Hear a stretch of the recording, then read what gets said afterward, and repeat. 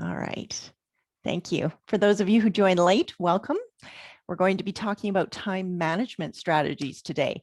And what I really want to offer you today is maybe a different perspective on time management. And I'll dive into what I mean by that further on in the webinar. But my intent is to share with you a new perspective on it, because what I find is that most of my clients and most of my group very much are already very skilled and have a lot of knowledge around time management. They're already super successful. So what I'm hoping to offer to you today is a different perspective that can take the strategies that I'm offering to a deeper level.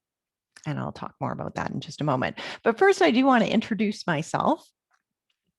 So for those of you who don't know me, my name is Kim Christensen. I'm a productivity coach. What does that mean? Productivity? Well, I like to talk about time management. Obviously, I work with my clients on helping them to become more organized, more in control of their schedules. Absolutely. And I think what I specialize in is helping my clients with feeling better about what they're doing. Because, like I said, most of my clients are already super successful and they already have the knowledge around what to do, but they may struggle with things like self judgment or with resistance or self sabotage. So they're procrastinating and they don't know why. And so, what I do is I work with my clients one on one to help them to become more effective, to become even more successful, but without the stress. And so there's more information if you would like on my website. My website is financialwellnesscoach.ca for opportunities to work with me. So, what I'm going to talk about today is a new perspective on time management. And what I like to think about time management as really more of decision management. And the reason why I like to think about it in this way is because conventionally, we think about time management as organizing our time. And while that is true in some senses, what it can do is it can feel like an elusive target. So, so I like to think of it as maybe a mirage in the desert that it's a target that we're constantly moving towards in terms of managing our time, but we never can quite wrap our arms around it. At least that's kind of a common perception that I get when I start working with my clients. And that's how I used to think about time too, is that I couldn't quite wrap my arms around it. I couldn't quite get control of my time. It just felt like there was too many things coming at me and maybe too many things that I wanted to do as well. And so there was never enough time. I was just too busy, that kind of thinking. When I think about time management, that's often what comes up. When I think about decision management, and there's three key decisions, as we know, around time management, and those decisions are what to do, when to do it, and how to do it. So we are making decisions all of the time, regardless of whether we're conscious of those decisions or not, around our time and around the activities, how we want to spend our time. We're making those decisions all of the time. But sometimes those decisions are made unconsciously. So we don't even really know that we're making those decisions. They're mostly a habit, habitual thinking, habitual decisions that are below even our level of consciousness. Or maybe we're making those decisions consciously, but we're making them in reaction to what's going on in our external environment. So we're getting lots of emails, we're getting lots of requests from our colleagues, from our boss, from our family, from our coworkers, and those requests feel like they're largely out of our control. So the reason why I like to think about decision management as, I like to think about time management as decision management is because it brings the control back to me as the sort of owner, manager, and CEO of my time. Um, I always have decisions. I always have control over what I want to do, when I want to do it, and how I do it. When I first start working with people, especially people who are very stressed out, I often hear, well, I don't have any choice. I have to get this done. I have to do it or I'll lose my job. I have to do it because it's the right thing to do. So initially, there's this idea that we don't really have a lot of control over our time. But what I'd like to offer you, the first thing I'd like to offer you is that there's always choice. And when we open up the creative flow around those choices, we see that there's more choices than we're often even aware of. When we get really stressed and we're in that fight or flight sort of reaction, we start to get a bit of tunnel vision and we feel like we have no choice. Or if we do have choice, it's really all or nothing, black or white. I have to do this, or my brain says the world's going to fall apart, something like that all or nothing thinking.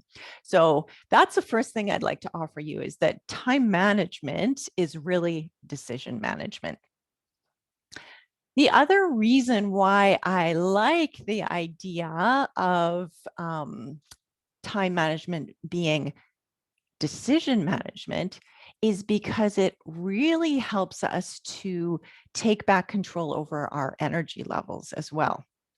And so, what I'd like to sort of illustrate is that when we feel super indecisive, so we're telling ourselves, I don't know, there's no other options, there's no other choices, that kind of thing, then it can become, like I said, very limiting, very confining, feeling very trapped, but it's also very de-energizing or draining. And so when we're indecisive, we're either not making a decision or we're revisiting our decisions over and over again, second guessing them maybe, or we're putting those decisions off. And that's really the definition of procrastination. It's not necessarily putting off an activity, it's putting off the decision around that activity. When will I do it? How will I do it? What will I do? So if you find that you are very drained at the end of the day, or even throughout the day, you're feeling stressed, you're feeling overwhelmed, you're feeling exhausted by all of the things going on in your life, then there's likely an opportunity to visit how you're making decisions. And the flip side of that is when people are in more of a decisive mindset, they find it to be quite energizing.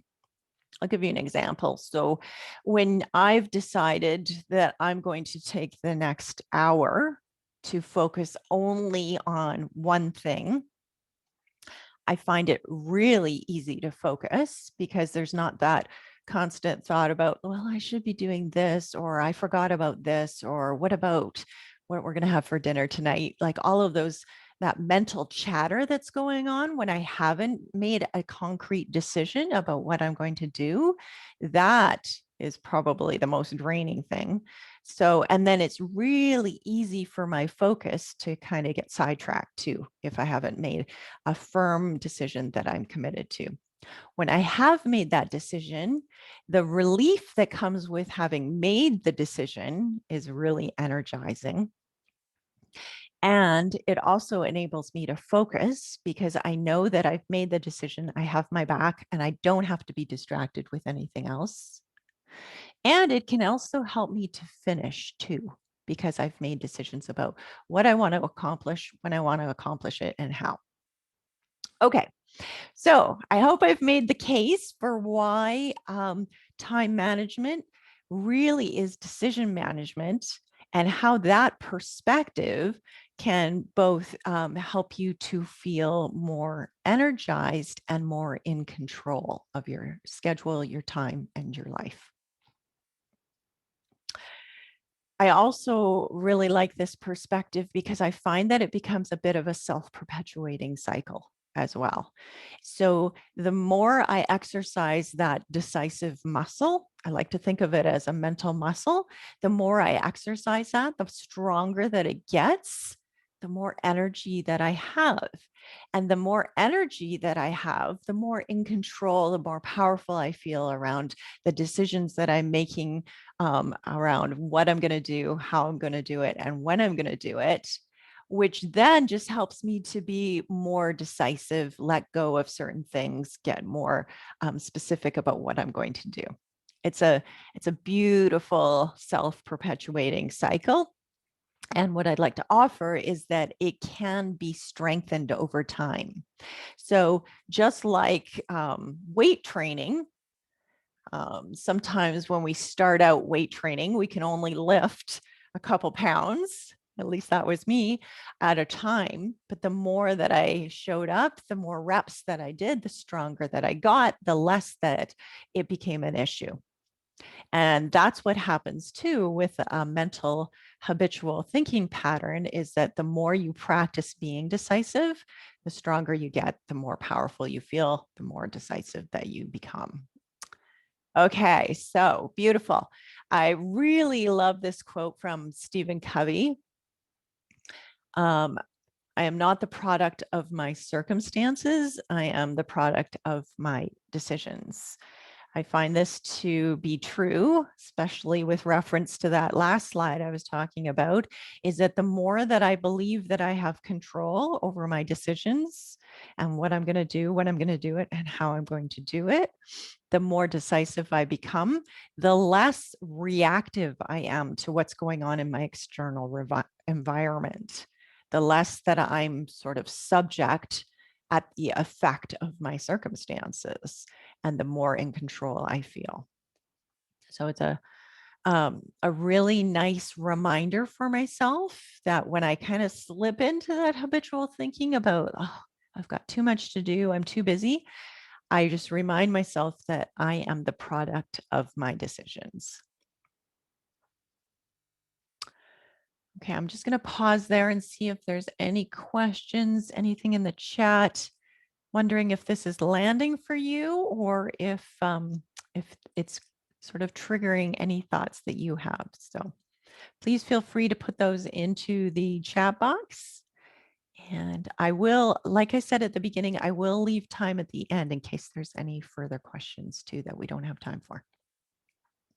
Okay, so when we talk about decision making, I like to think of decisions as being three different types. So the first type of decision is the automatic type of decision. So automatic decision making is like things like, it's almost involuntary, things like breathing. We can consciously decide that we're going to breathe and how we're going to breathe, taking deep breaths, that kind of thing. We have some control over that. But it's also involuntary in the sense that if we're not consciously focused on our breathing, it just happens as a habit. And so things like brushing your teeth, that's an example for me. So I don't necessarily have to make a decision about brushing my teeth. When I walk into the bathroom at night, getting ready for bed, it's kind of like I don't even think about it. It's all below my level of consciousness. And so there are many automatic types of decisions that serve us, but there are also some automatic types of decisions that don't necessarily serve us. So I'm not saying that automatic decisions are inherently counterproductive. What I'm saying is that there are some that are productive and some that are counterproductive. And the ones that you want to change, the ones that you find counterproductive, like a habit of procrastination, as an example, or a habit of self-judgment, or a habit of resistance. Those habits can absolutely be under the level of conscious thought, but they can be changed. And that's where coaching, I think, really excels, is when we're coaching, when I'm being coached or I'm coaching someone else, we're bringing those unconscious thought patterns up to the surface, questioning whether or not they're serving us, and then going about changing them, just like any other habit, if we want to, but not because it's automatic, but because it's counterproductive. Okay, beautiful. So the next type of decision that I see, especially in my practice, and really, if I was totally transparent, these are the types of decisions, these reactive decisions, that ultimately led to my burnout back in 2017. So my habits, in terms of when I was thinking that I was too busy chasing accomplishment, trying to get all the things done, my habit, my response to that was, I just need to work harder and I just need to work smarter. And those lines of thoughts really served me at the beginning of my career, but they had a threshold on them. So there's only so much more time, effort, energy, and courses that you can take before you eventually burn out. And so a lot of my clients find that they get trapped in this reactive decision making, because this too can become a negative self-perpetuating cycle.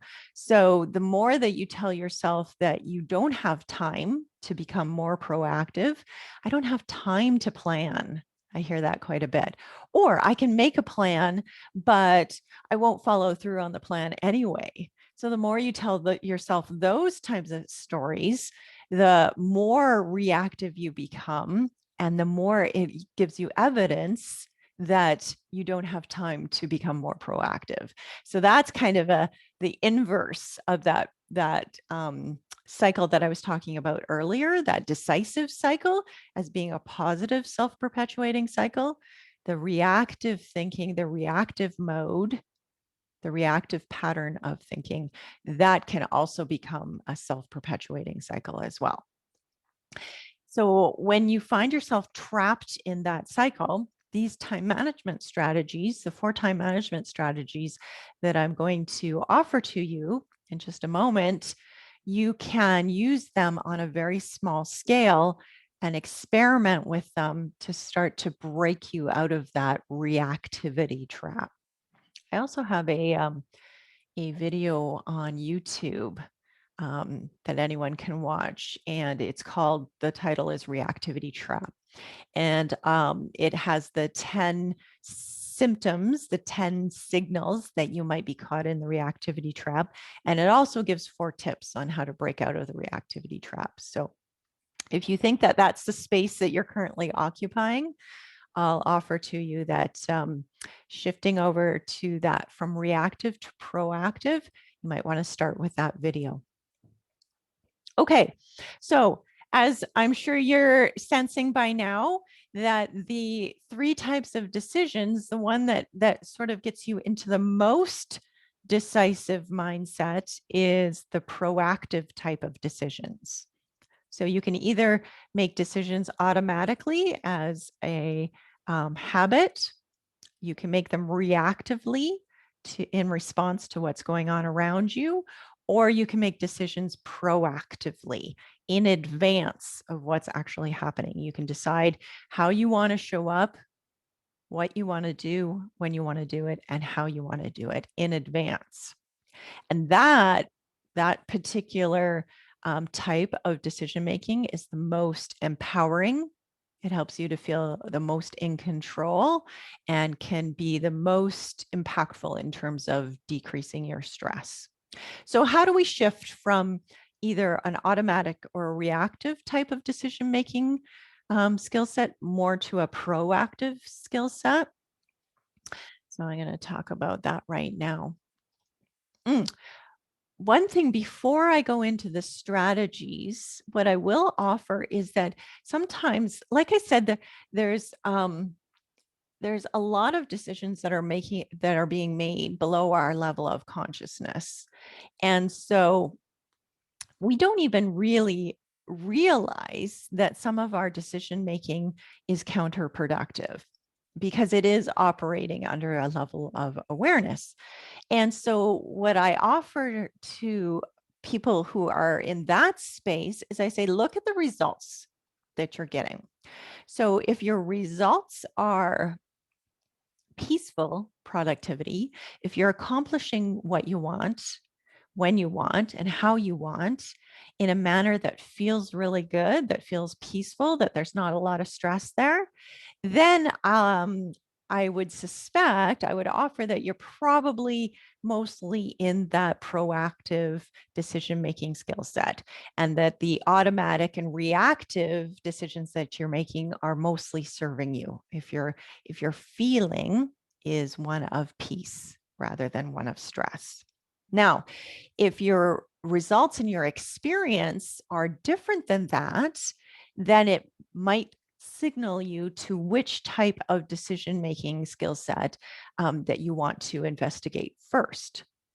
So if you're feeling like your experience is mostly routine, if you're feeling like you're running on a treadmill and nothing ever changes, the scenery is kind of the same, I mean, at least you know what to expect and it's comfortable, but it doesn't necessarily challenge you or it doesn't feel interesting to you, then most of your decisions might be from that automatic decision-making place. If you're feeling really stressed, reactive, kind of trapped in like that fight or flight adrenaline space, for me, what it looked like is everything felt urgent and there was a lot of pressure, a lot of obligation that was happening. Then you might be able to recognize some reactive decision-making pattern there.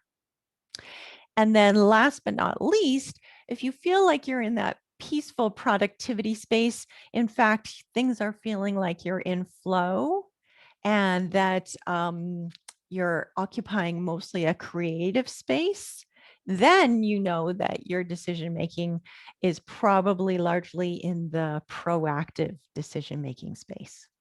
Okay, those are just some tips on what type of decisions you're making, judging by the experience of your time in your life. Okay, shifting to proactive. Now, shifting to proactive requires us to start to become aware of how we're making decisions. And then once we have that awareness, we can start to take ownership of it. And the ownership is a really empowering space to be, because once we realize that we can bring some of those decisions forward, that we don't always have to live in that reactive or that automatic space, that we can start to make some decisions in advance and feel empowered around that and in control, then we find that our stress starts to decrease, and then that triggers that self-perpetuating decisive mindset. We become more conscious of the results that we're creating. We become more intentional around those results, more strategic, and more agile. And I'll talk more about agility closer to the end of the presentation. Okay, so the 4 strategies that I like to focus on are goal setting, prioritization, planning, and follow through. These are basically the 4 stages of getting anything done. So first we have to set the goal, set the target, set the direction around where we're headed. And I'll talk more about how to break down those goals, because we like to start with really big goals to begin with, and then break them down ultimately into 90-day goals, monthly milestones, and then even weekly activities. So the more you break it down, the more specific you get, the more concrete it gets, the more likely and easier it is to follow through on that. So all of these stages ultimately are in service of the follow through at the end. Okay, so we're setting a goal, we're setting the target, we're setting the direction. The next stage is prioritization. And the setting the goal really helps us with prioritization, especially if you're like me and everything can start to feel important and interesting, and we don't want to miss out on an opportunity, or we don't have the time to figure out what's most important and what we can let go of. The goal can really help to focus our activities. So that the prioritization stage, we're starting to get a little bit more specific around what activities that we actually want to pursue. Time is limited in the sense that we can only focus on one thing at a time. I know when I used to be a 911 dispatcher, we used to really pride ourselves on multitasking and doing lots of different things at the same time.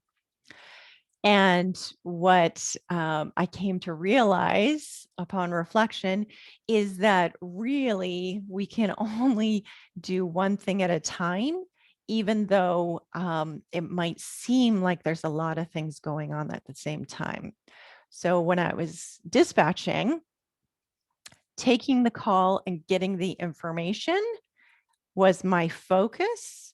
I could be like pressing buttons over here in terms of dispatching the RCMP or the police to that situation, but I can really only focus my energy on either listening to the caller and taking the information or dispatching the information to the police. I can't do both at the same time. As much as I like to think I'm doing them rapidly in succession, I can't. So that's what I'll offer to you, is that in prioritization, we can really just focus on one thing at a time.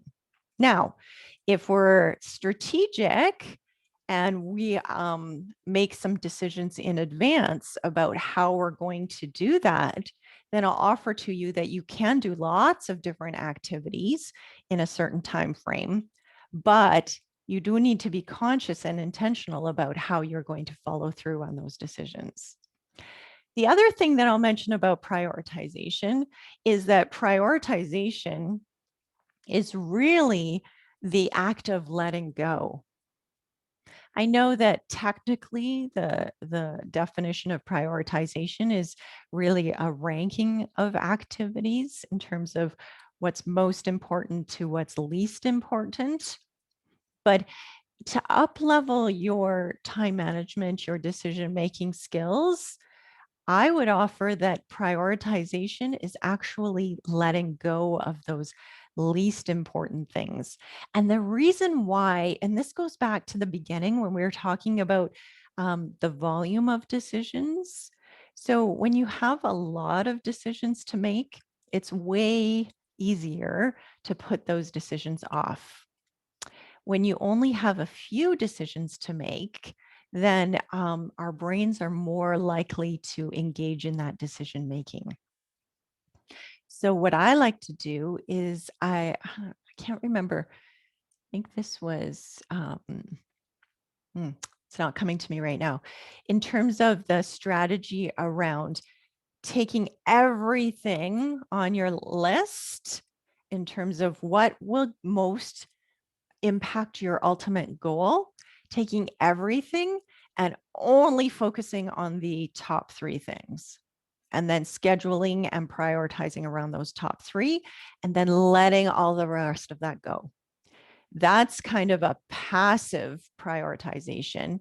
An active prioritization is actually saying no to these things and letting go of them completely. So when somebody asks you to do something that doesn't necessarily line up with your goal, or even when it does line up with your goal, but it's not as impactful as maybe the top 3 items on your prioritization list, it's actively saying no to those things. No, or not now.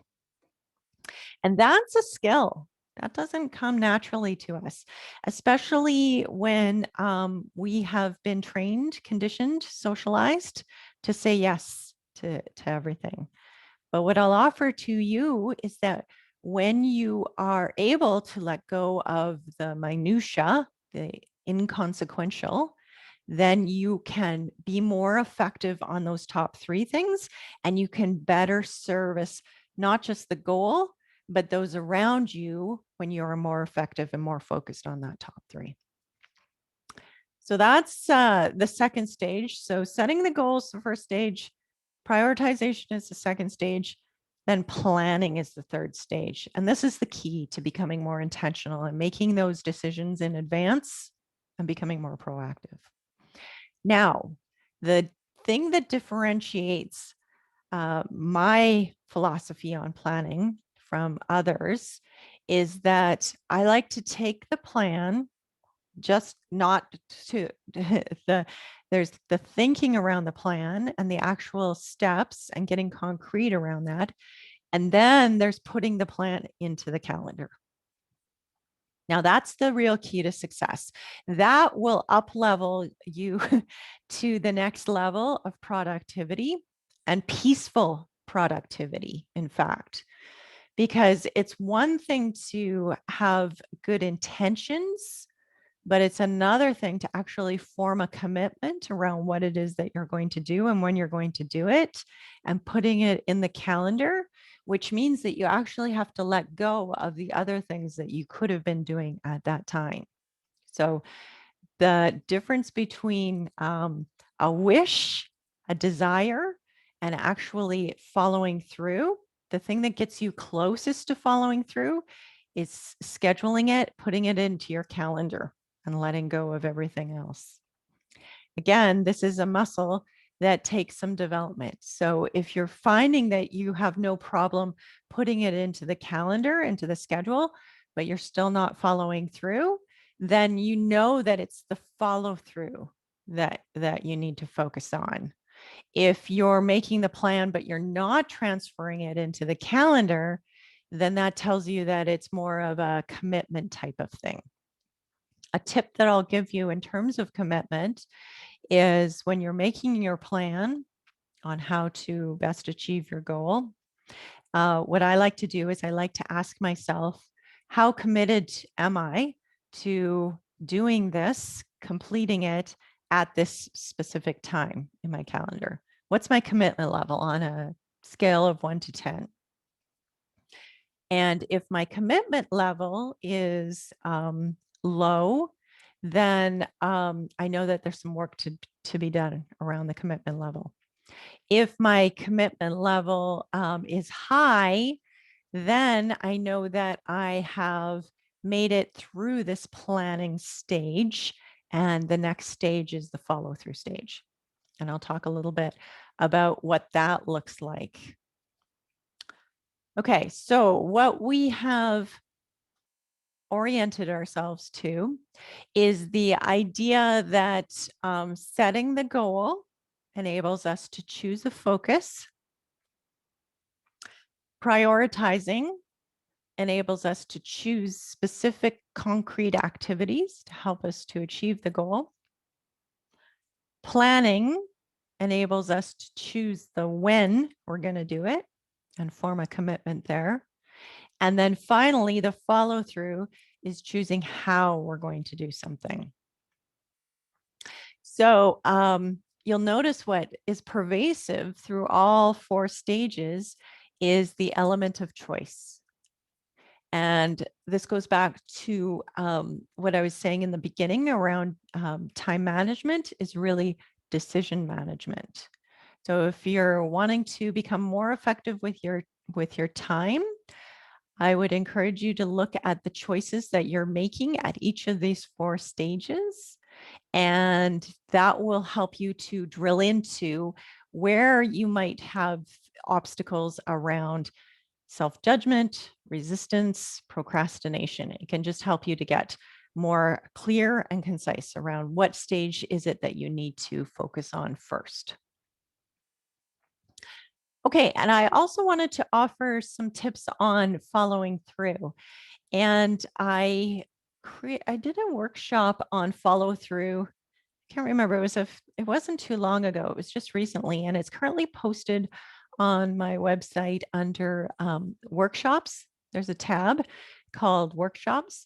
So if you missed that, I would encourage you to go take a look at that. It's a 20-minute video, and it kind of walks through the different stages of follow through. So whether or not you're struggling with the friction of starting, whether you're struggling to maintain focus, or if you're having trouble finishing and completing and submitting. There's 3 different areas of follow through that could be presenting some challenge for you.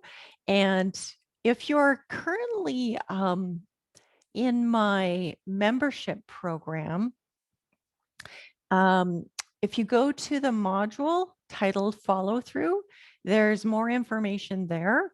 Also, in my online class that's coming up in August, I plan to dedicate more time to following through and really breaking down those 3 areas of starting, focusing, and completing. So I can give you more information there if you're interested.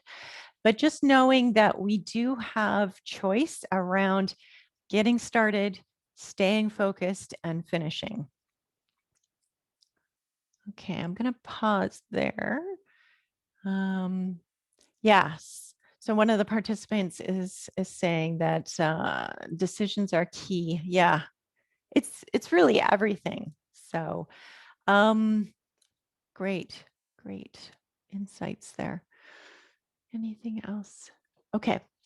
Let's keep going. I wanted to run through a couple of examples with you to see how this might work in practice. So I have 2 examples that I'll offer to you. So the first one is around goal setting. Okay, I have a goal to run a 10-kilometer race in under an hour. And I want to complete that goal next spring. And the interesting part about that is that might be quite slow for some of you. I'm a slow runner. So for me, that's never happened in a lifetime of running. So my goal is to run. The reason I mention that is because I like my goals to challenge me a little bit. That's what creates interest in my life, is to set goals that interest me. And I'll also offer that that's another amazing reason for setting goals. Some of us resist setting goals because there's a lot of different reasons. If you find yourself resisting the setting of the goal, then that's something that I'd like to invite you to take to a coaching session, because some of the things that I used to tell myself below the level of consciousness are, there's no point in setting a goal because I won't follow through on it. I won't have the time to complete it. I don't want to tell anyone about it because then if I fail, I don't want to be embarrassed about failing. Lots of different reasons. I didn't even want to set the goal, let alone make the goal too challenging. The other thing about goals is if we make it too easy for ourselves, then that sort of gives us an excuse to not really follow through on the goal. It was too easy, or I did it early on. So that's a reason to make it somewhat challenging for yourself. However, don't make it so challenging that it's impossible to achieve, because that's another way that our brains like to give us an exit. You're like, oh, I knew this wasn't ever going to happen. So it makes it much easier to walk away from it.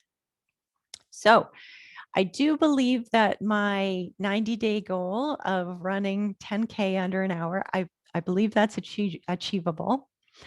And I also, it's been a goal for a long time. I have a lot of commitment around achieving that goal. And my why, my compelling reason for achieving that goal is multifold and very it creates a lot of emotional energy for me, positive emotional energy. So I'm invested in my health and staying strong as I get older, showing that I can do this at any age, I think is a big reason why I want to do it. Being an example for my daughter, being fit, being strong makes me feel better. It's also an amazing way for me to manage my stress. So many different reasons why this goal is compelling for me. That's an important part of goal setting.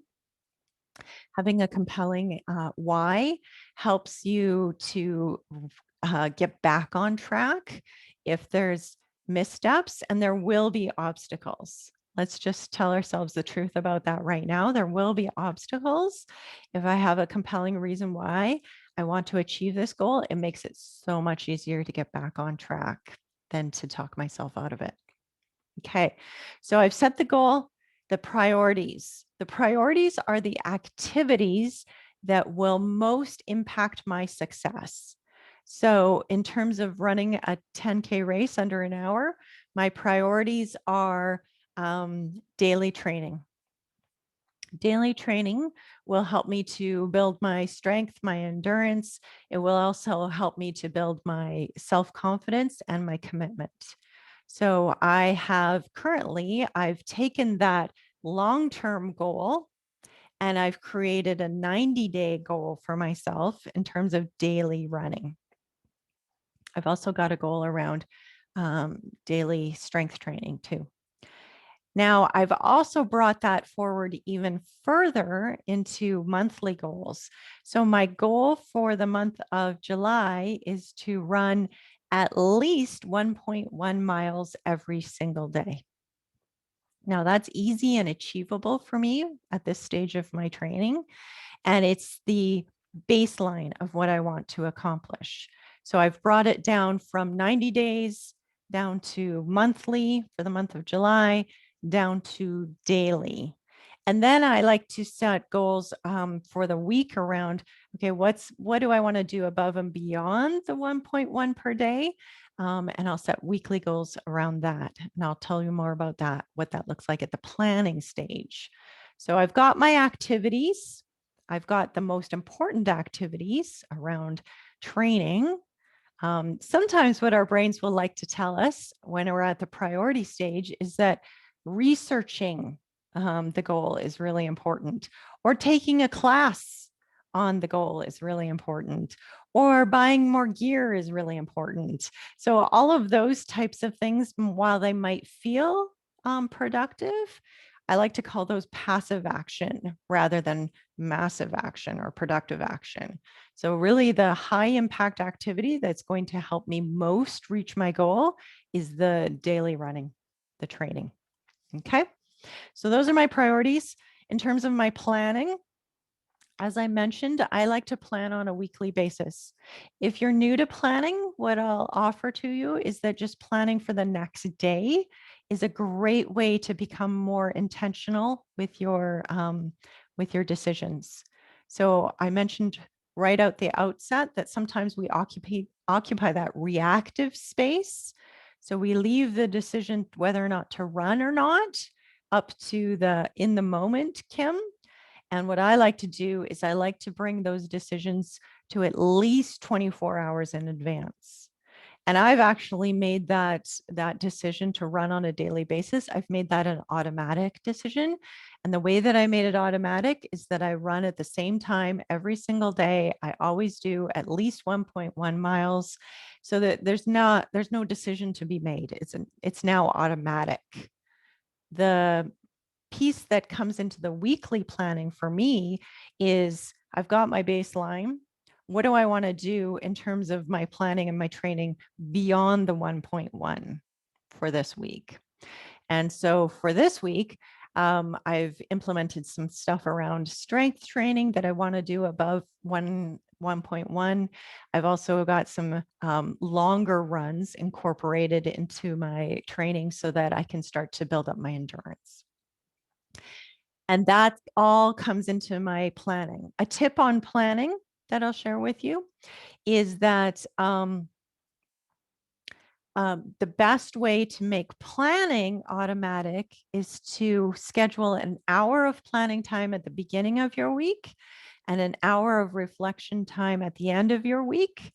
And that is non-negotiable. There's no decisions about that. That's how you make that's how you make planning automatic. Is you just have a non-negotiable time at the beginning of the week, non-negotiable time at the end of the week. And that removes all of the sort of stress, drama, decision drama around any of that. That's how you make a planning habit. Okay, last but not least, follow through. So because my daily run is automatic, there is very little friction to starting. I've been doing this now for a couple years, but what I will offer to you is that there are days when something comes up and I tell myself I don't have time to run at this particular time. So those obstacles do come up. I have a contingency plan in place. And what that contingency plan looks like for me right now is if I tell myself that I don't have time to run right now, I have to do it later in my free time. And I never want to do it later. So that's incentive for me to get it done at my scheduled time. I also give myself a little bit of a buffer. So even if I start later than normal, there's still time in there for me to get everything else that I want to get accomplished in my morning. So I can't really use that as an excuse for myself. Like I said, it doesn't necessarily come up that much anymore because it is so automatic. So what I'll offer is that when you're when you're intent on making something habitual, a daily practice at the same time every day is the best way to make that automatic. In terms of following through, once I get started on my run, there's really no question about whether or not I'm going to focus and follow through. And in fact, I like to say that motivation follows starting, because once I get started, I actually feel motivated to do more than the baseline most times than not. And then completion. This is a very concrete activity with a defined outcome. I have to do the 1.1 in my brain. And so I know when I'm finished. For those of you who are trying to apply this to, say, something like a work task, giving yourself a very defined definition of done and a deadline for that is the best way to finish. And I'm going to offer more opportunities to learn about finishing, because I find that those of us with perfectionist tendencies, this is where we struggle a lot. So when we don't give ourselves a defined definition of done, or we don't give ourselves a deadline, we can continue on and tell ourselves that we'll do more later in infinity. So I think that actually deserves an entire presentation. So I'll talk more about that in the future. Okay. So that's what it looks like for my goal, my health and fitness goal. You can apply this to any goal that you have. I would encourage you to have one goal per area. So one goal for health and fitness, one career or financial goal, one kind of maintenance house car goal, and one relationship goal. Any more than that, and you're going to find that your focus gets diluted, and there will be ample opportunities for you to kind of duck out of your goals. Okay, that's what it looks like in practice. I did want to share with you the membership that I've created. And this is where my other goal comes into play. So my career goal is I want to help 100 people this calendar year with peaceful productivity. And so I'm well on my way to accomplishing that goal by December 31st. My current activity around accomplishing that goal is the membership. And so the membership has just kicked off. It's at the early stages, but we've already got a ton of really great content in there. So if any of the things that I talked about today interest you, I'll invite you to check out the membership. We've got videos, we've got study materials, there's online courses and sharing sessions and workshops that are conducted live over Zoom. So lots of opportunity for learning. There's currently 6 different modules of different areas that we're focused on. So the strategy includes a section on goal setting. Module 2, prioritization. Much of what we talked about here is there. Module 3 is around planning. Module 4 is around follow through. Module 5 is around systems. I didn't talk much today about systems, but systems is all around automatic decisions. So if there's interest there in how to make decisions more automatic, I'll invite you to check out that module. And then finally, last but not least, is mindset.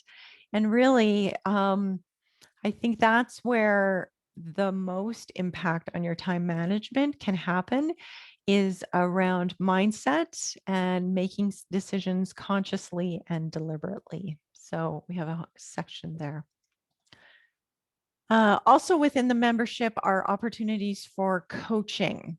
So the coaching that is offered in the membership, there's private coaching opportunities, there's group coaching opportunities, and then there's the coaching Q&A where you can write in your questions and receive coaching responses that are posted anonymously so that you can go in and benefit from the coaching that you observe in others. So lots of opportunities for coaching there.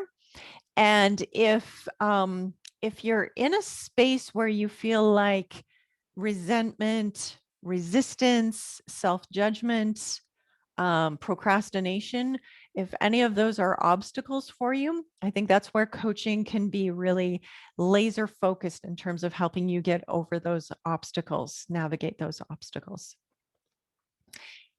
And the membership's just kicked off, as I mentioned. So right now it's only $20 per month.